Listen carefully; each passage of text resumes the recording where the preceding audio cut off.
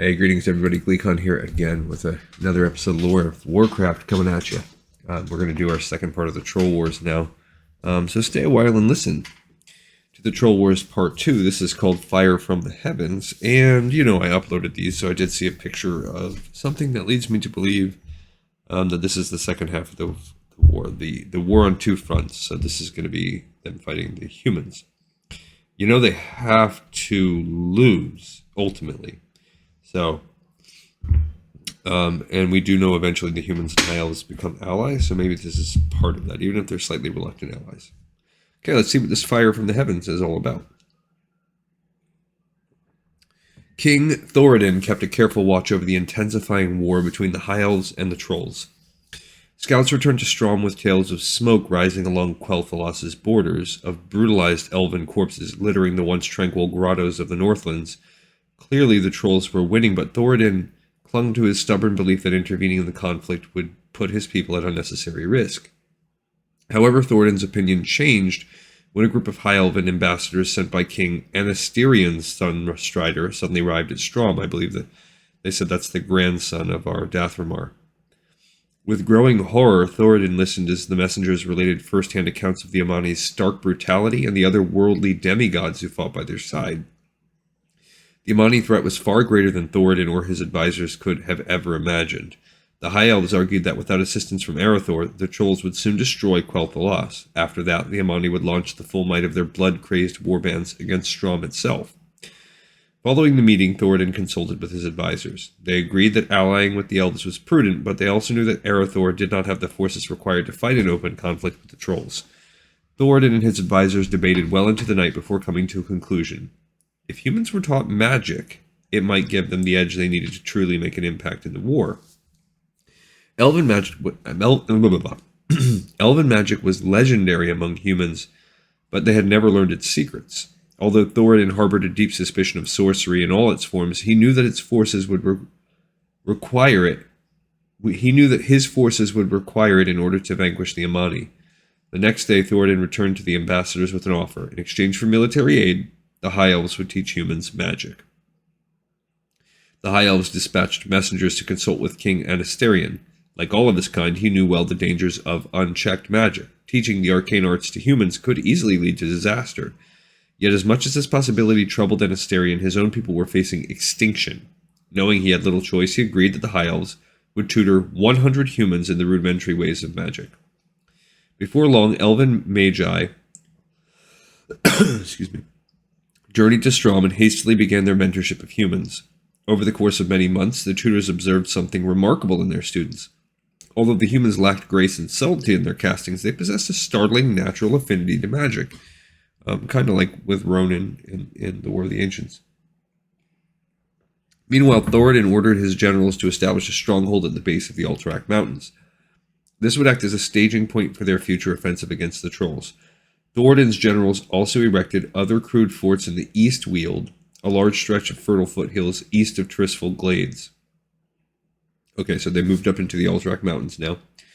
So that's a new region. And that's also, I believe, where Igneous is at. I don't know why. That's just what I feel like. And east of Tristful Glades, in the area called the East Weald, which we know will eventually become the Western Plaguelands. However, Alterac Fortress would remain the humans' most important northern holding. Once the elves had finished tutoring the human magi, Arathor began its offensive. Over 20,000 human soldiers gathered at Alterac Fortress. From there, Thoradin himself led his forces toward Quel'Thalas. He did not, however, bring the human magi with him. They would remain behind the walls of Alterac. If things progressed as Thoradin hoped, the Magi would play a part later in the war. Generals Igneous and Lordain acted as the vanguard of Arathor's armies. Riding days ahead of the advancing Arathi host, they cleared the way north and slaughtered any troll scouts and raiding parties they could find.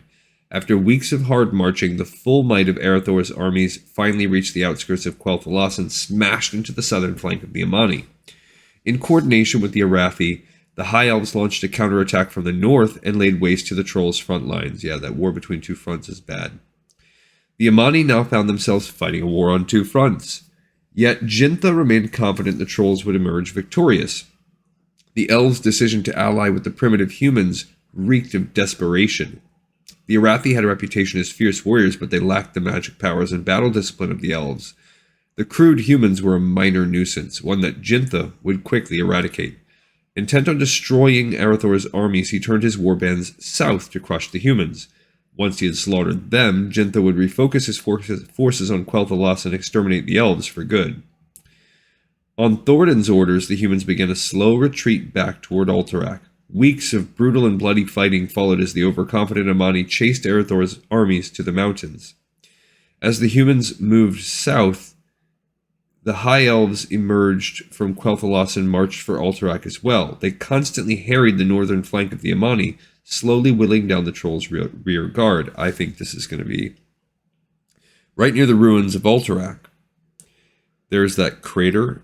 I think it's called the Dalaran crater, and it's where Dalaran came from, where it was ripped out. But it's a huge magical thing, and I wonder if that's what we're about to get to.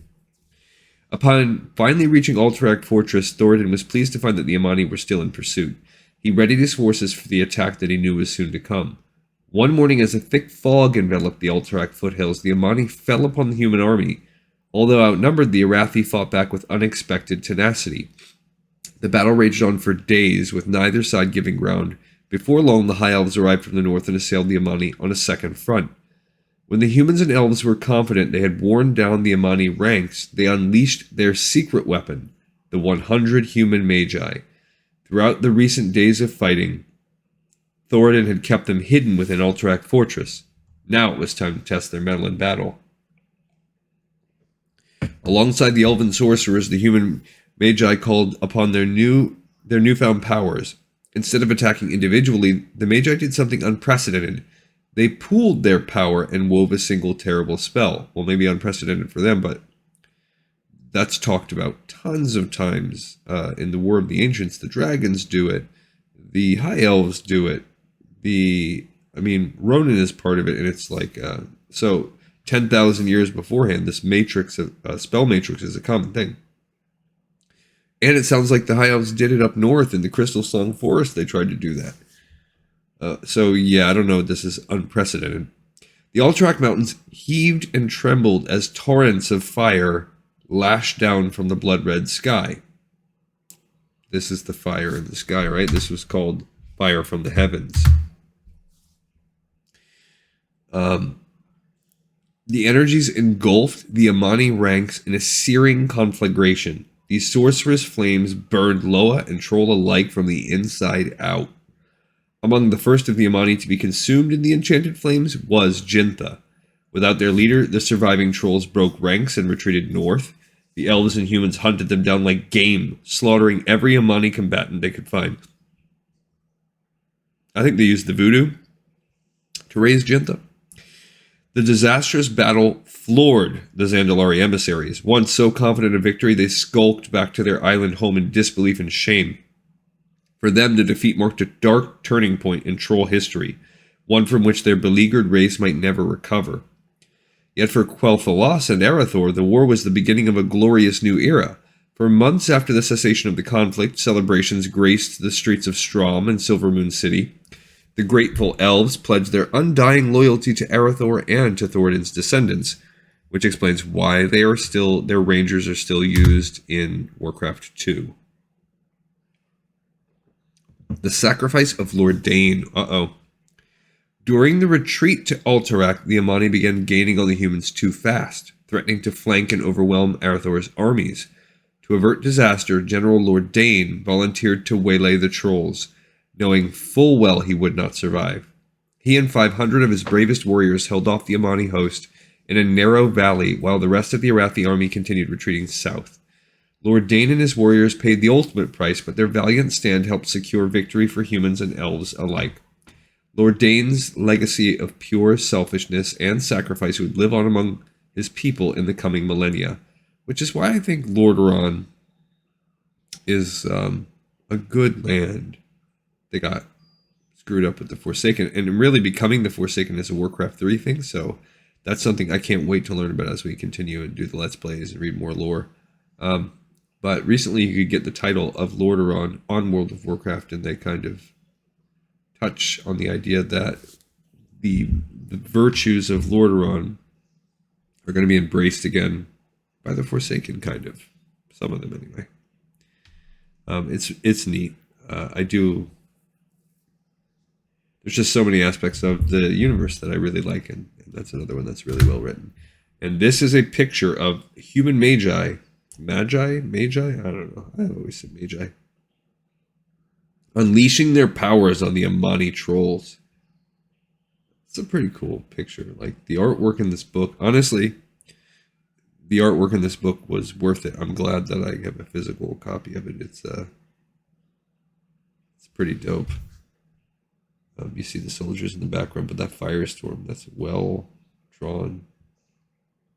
Like, I like to draw, like, doodle here and there, but just doing flames like that, I couldn't. It's beyond my skill set, but I like it. Very cool. All right, guys, another episode in Pipes 5x5. Thank you so much for listening to me read and to my musings. See you on the next one.